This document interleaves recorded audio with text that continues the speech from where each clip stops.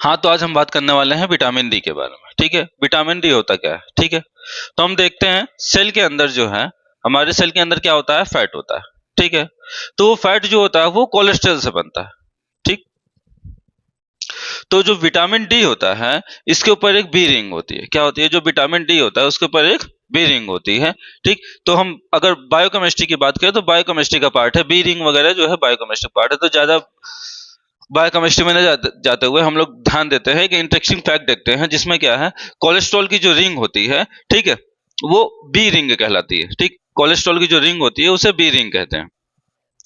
जैसे कि जब भी लाइट्स आती है, अब लाइट की बात करें तो यूवी लाइट्स, ठीक है, यूवी लाइट्स जो है जैसे हमारी बॉडी पे आती है, तो यूवी लाइट जो होती है वो सारी सारी यूवी लाइट्स जो होती है खराब नहीं होती है, क्योंकि कुछ यूवी लाइट्स जो होती है हमारे बॉडी के लिए हार्मफुल होती है और कुछ जो होती है काफी फायदेमंद होती है। तो जैसे कि हम बात करते हैं यूवी ए, यूवी बी और यूवी सी, ये जो होती है हमारी बॉडी के लिए काफी अच्छी होती है। ठीक है, जो कि बात करते हैं हम स्किन के ऊपर की, तो जैसे हमारा ये स्किन है, ठीक है, तो स्किन के ऊपर की मतलब है कि इसके ऊपर एक लेयर होती है। इस लेयर की बात नहीं कर रहे हैं, एक लेयर होती है जिसको हम एपिडर्मिक लेयर कहते हैं। ठीक, तो एपिडर्मिक जो लेयर होती है इसके अंदर होता है एक कंपोनेंट मेलानिन होता है। ठीक है, और मेलानिन जो होता है उसके अंदर जो होता है एक कोलेस्ट्रॉल की रिंग्स होती है। ठीक, कई रिंगों में, जिसमें कोई एक रिंग जो होती है, कोलेस्ट्रॉल की कई सारी रिंग्स होती हैं, तो उसमें एक रिंग बी होती है। ठीक है, जो बी रिंग होती है, जब भी प्रकाश क्या होता है हमारे स्किन पे आएगा, ठीक है, तो जब भी कोई प्रकाश